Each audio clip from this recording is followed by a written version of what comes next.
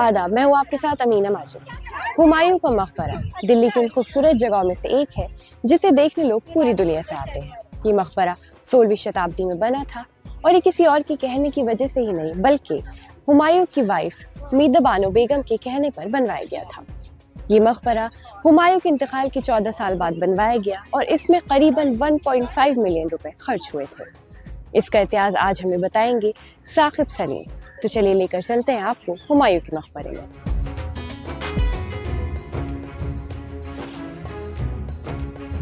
तो जैसे आज हम हुमायूं के मकबरे में और ये सब जानते हैं कि हुमायूं दूसरे मुगल एम्परर थे इंडिया के, तो कुछ और मैं आपसे जानना चाहूंगी उनके बारे में। जैसा कि आपने भी कहा कि वो दूसरे मुगल एम्परर थे, और अगर देखा जाए तो मुगल एम्पायर की जो बुनियाद जिसे मजबूती कहते हैं वो असल में आपने शायद ये बात भी ज़्यादातर लोग हमारे बीच जानते हैं कि मुग़ल एम्पायर बाबर ने उसकी नींव रख तो दी थी, लेकिन उसके बाद बीच में शेर शाह सूरी कुछ वक्त के लिए उन्हें दिल्ली से उन्होंने भगा दिया था, हटा दिया था। तो उसके बाद जब वापस हुमायूं ने फ़तह किया है, बादशाह हुमायूं ने जब वापस फ़तह किया है, तो उसके बाद का जो मुग़ल एम्पायर है तभी से मुग़ल एम्पायर शुरू होता है। तो एक तरीक़े से हम कह सकते हैं कि हुमायूं को सिर्फ दूसरा मुग़ल बादशाह नहीं देखा जाना चाहिए, एक तरीक़े से हम ये भी देख सकते हैं कि जो मुग़ल एम्पायर बाद में चला वो उसकी बुनियाद ही उन्होंने रखी, एक तरीके से उसकी फाउंडेशन ही उन्होंने रखी, और फिर बाकी चीज़ें जो हुई, और कहीं ना कहीं फिर हम देखते हैं कि फिर उसके बाद बिना किसी रुकावट के सन 1707 तक, जब तक औरंगज़ेब की डेथ होती है, तब तक लगातार हिंदुस्तान में दिल्ली पर ख़ास तौर पर और नॉर्थ इंडिया में मुग़ल सल्तनत रही। जैसे हम जानते हैं कि 16वीं शताब्दी में बना था और उनकी वाइफ के कहने पर ये बनवाया गया, तो थोड़ा मैं आपसे इसके इतिहास के बारे में जानना चाहूंगी मकबरे के। अगर हम मकबरे के इतिहास की बात करें जो हमारे सामने है, तो सबसे पहली चीज़ ये शुरुआत है उस कल्चर की जिसमें बादशाहों के, शहंशाहों के या बड़े लोगों के बड़े बड़े मकबरे, उनकी कब्र के आसपास मज़ार और इन सब का बनना शुरू हुआ, और ये एक औरत ने बनवाया है। अगर आप इस बात को ऐसे देखें तो आज के टाइम में बहुत सारी बातें होती हैं विमेन एम्पावरमेंट की और इन सब चीज़ों की, तो एक औरत ने इसे बनवाने का काम किया पूरे तौर पे। उन्होंने ही इसका डिज़ाइनर हेरात से, अफ़गानिस्तान से, मतलब उधर से एक इंसान को गयास नाम के थे, उन्हें लेकर आए, उन्होंने इसका डिज़ाइन फाइनलाइज़ किया, उन्होंने ही ये रखा कि हाँ मेरे हस्बैंड का एक बड़ा सा मकबरा होगा और जिसे देखें लोग, और एक पूरा का पूरा एक 4 बाग, अगर आप गौर करें तो 4 तरफ एक बाग होने का जो कंसेप्ट है, जो बाद में ताजमहल में भी नज़र आएगा, और जो लोग इसे देखते हैं तो पहली नज़र में ही ये समझ में आता है कि ताजमहल बहुत हद तक इस इमारत से इंस्पिरेशन लेकर बना है।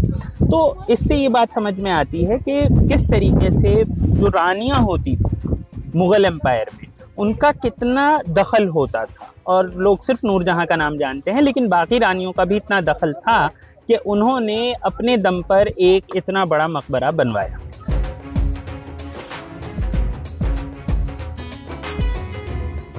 जैसे भी हम मकबरे में है तो बोला जाता है यहाँ पे एक नहीं 100 मकबरे और हैं, तो वो उसके बारे में थोड़ा बताइए। जी, जैसा कि आप यहाँ पर शायद देख भी सकते हैं, तो इसमें बहुत सारी कब्र हैं, और जो मेन कैंपस है उसमें कहा जाता है कि 100 से ज़्यादा कब्र हैं। कुछ तो बहुत ही क्लियरली डिस्टिंक्ट हैं, जैसे अंदर आप देखेंगे सेंट्रल कब्र के साथ बाकी चैम्बर्स हैं जिसमें अलग अलग कब्र हैं, जिसमें सबसे इम्पॉर्टेंट कब्र अगर हम हुमायूं के बाद बात करें, और उनकी वाइफ की ये कब्र है जिन्होंने बनवाया था, हाजी बेगम जिन्हें कहते थे क्योंकि उन्होंने हज किया था। तो अगर हम इनकी बात करें इनसे अलग, तो दारा शिकोह की कब्र का यहाँ पे होना भी कहा जाता है।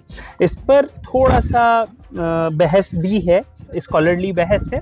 कुछ लोगों का मानना है कि दारा शिकोह की कब्र है, कुछ लोगों का मानना है नहीं है, लेकिन कुछ स्कॉलर्स ने रिसेंटली इसे बहुत अच्छे से प्रूव करने की कोशिश की है, अलग अलग हिस्टोरिकल टेक्स्ट के साथ बात करते हुए कि ये कब्र दारा शिकोह की ही कब्र है। और जैसा कि इसके बाद ताजमहल में भी हुआ है, तो ऊपर जो आपको कब्र नज़र आती है वो रेप्लिका होता है, उसके नीचे तहखाने में जहाँ पर ज़मीन है वहाँ पर ओरिजिनल कब्र होती है, और वो उसका रखरखाव जैसे भी ASI करता है, तो वो ASI उसका रखरखाव करता है। तो यहाँ पर 100 के करीब कब्र हैं, और वो सारी कब्र मुग़ल सल्तनत से जो रॉयल फैमिली जिसे बोलते हैं उसी के अंदर की कब्रें हैं। इसे मुगलों का छात्रावास भी कहा जाता था, तो इसका क्या मतलब हुआ? इसका यही मतलब है कि जो यहाँ पर शुरू में यहाँ पर बहुत सारे एक तरीके से इसे एज ए कैंप भी इस्तेमाल किया गया है और बाद में भी। अगर आप इसका ओवरऑल हिस्ट्री देखेंगे तो आपको ये पता चलेगा कि 1857 में भी जब बहादुर शाह जफ़र आए तो वो यहाँ पर आए अपने शहज़ादों के साथ। तो ये एक तरीके से कैंप के तरीके से आप जहाँ जाएंगे फिर आप पनाह लेंगे, उसके तौर पे भी इसका इस्तेमाल हुआ है। तो यहीं पर सरेंडर हुआ था बहादुर शाह जफ़र का। ये शायद आपको शायद ये बात मालूम भी। इसे इंडिया का पहला बागों वाला मकबरा भी कहा जाता है। पहला बागों वाला तो नहीं, 4 बाग, जो मैंने पहले भी आपको बताया कि 4 बाग एक कंसेप्ट है कि जो आपने ताजमहल में भी देखा है, जो आपने बाकी कई मकबरों में देखा होगा कि एक सेंट्रल स्ट्रक्चर के 4 तरफ बाग बना दिया जाता है और जिसमें कि मतलब गार्डन होता है जो कि खूबसूरती के लिए होता है, उसमें पानी भी होता है। तो वो जो कंसेप्ट है वो एक बड़े पैमाने पर पहली बार यहाँ पर हुआ। इसके बाद वो अलग अलग जगह रेप्लिकेट हुआ है, यानी कि अलग अलग जगह उसकी फिर नकल एक तरीके से बनाई गई है।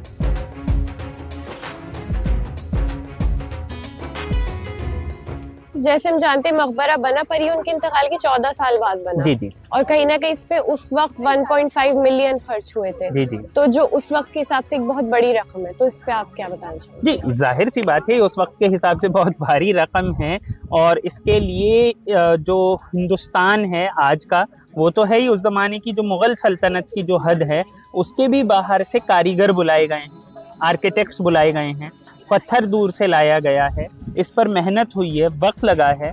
लगभग जो इसका एक्चुअल बनने का वक्त है वो 8 साल के करीब का वक्त है। तो इतना वक्त इसे बनाने में लगा है। उसके अलावा इसमें मेटल्स का भी इस्तेमाल हुआ, जैसे सोने का इस्तेमाल हुआ है और बहुत ही महंगे पत्थरों का इस्तेमाल हुआ है।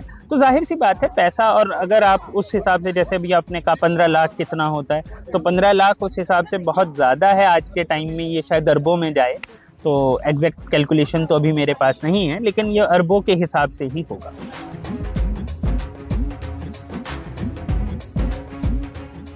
जैसे इससे पहले हम रहीम खान के मकबरे पर भी गए हैं, तो वो और ये एक तरीके से दिखने में सेम है, पर यहाँ पे जितनी भीड़ है और वहाँ जितना सुकून है, तो इसके बारे में आप क्या कहेंगे? देखिए, सेंट्रल मकबरा सेम तो नहीं, लेकिन काफ़ी हद तक बहुत एक जैसा आप भले ही लग रहा है। एक तो ओवरऑल कैंपस यहाँ का बड़ा है, दूसरा अगर आप रहीम खान के मकबरे को देखें तो वो अभी रेनोवेशन के फेज़ में चल रहा है, तो वो इतना मशहूर इसलिए भी नहीं है, ये काफ़ी पहले से खुल चुका था लोगों के लिए। दूसरा ये भी एक रीज़न है कि हुमायूं ख़ुद से एक ज़्यादा मशहूर शख्सियत है, ज़्यादा मशहूर इंसान है, जिधर लोग जाना चाहेंगे।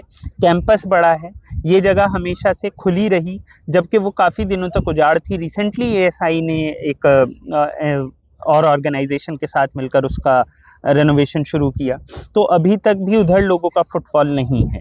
जबकि ये अगर आप देखा जाए तो 93 में जब ये वर्ल्ड हेरिटेज साइट बनी है, तो उसके बाद से लगातार यहाँ पर एक तरीके से लोगों को अट्रैक्ट किया है। टूरिज़्म डिपार्टमेंट ने भी, हुमायूं का नाम वैसे भी लोगों को ज़्यादा पता था, और पास ही बिल्कुल बहुत पास निज़ामुद्दीन दरगाह होने का भी एक फ़ायदा मिलता है। निज़ामुद्दीन दरगाह तक लोग आते हैं तो सामने यहाँ पर आ जाते हैं, ये भी एक फ़ायदा है। तो मेरा ये ख्याल है कि ये सारी चीज़ें इस पे फुटफॉल को बढ़ा देती हैं। ये ASI के अंडर आता है, क्योंकि ये हम देख रहे हैं बहुत अच्छे से मेंटेन्ड है, यहाँ पे साफ सफाई बहुत ज़्यादा है, तो थोड़ा उसके बारे में बताइए। जी, ये ASI के अंडर में है और ASI के अंडर में ज़्यादातर बिल्डिंग्स ऐसी हैं जहाँ भी हम जा रहे हैं। हाँ, इसका रखरखाव ASI ने भी कुछ ज़्यादा रखा है। एक वजह ये भी है कि इसके रखरखाव में एक नॉन गवर्नमेंट ऑर्गेनाइजेशन उनकी मदद करती है। अगर आप देखें तो इसके रेनोवेशन में, जैसे आप इसके ऊपर एक पूरा का पूरा सोने की एक छड़ देख रहे हैं, तो वो एक रेप्लिकेशन है, जो ओरिजिनल थी वो ख़त्म हो गई थी, तो उसे कुछ भारत की कुछ कंपनीज़ ने उसे साथ में मिलकर कोलैबोरेट किया है, कुछ नॉन गवर्नमेंट ऑर्गेनाइजेशंस ने कोलैबोरेट किया है, और तब ये चीज़ें बनी हैं, ये चीज़ें वापस सही की गई हैं। तो इसमें बहुत सारे लोग मिलकर काम कर रहे हैं और ASI की मदद करते हैं। तो कहीं ना कहीं हम ये कह सकते हैं कि थोड़ा बहुत इंस्टाग्राम का भी इसमें इंस्टाग्राम का कंट्रीब्यूशन इसमें है कि लोग यहाँ आ रहे हैं। आप चारों तरफ देख सकते हैं, लोग अपनी शादी के लिए भी प्री वेडिंग शूट्स भी यहाँ पर अभी कर रहे हैं, कुछ लोग और ऐसी ही रील्स भी बना रहे हैं। तो जाहिर सी बात है यहाँ पर भीड़ को लाने में उनका एक रोल है, लेकिन रखरखाव में ESI के रोल को और बाकी नॉन गवर्नमेंट ऑर्गेनाइजेशंस जो हैं उनके रोल को नकारा नहीं जा सकता।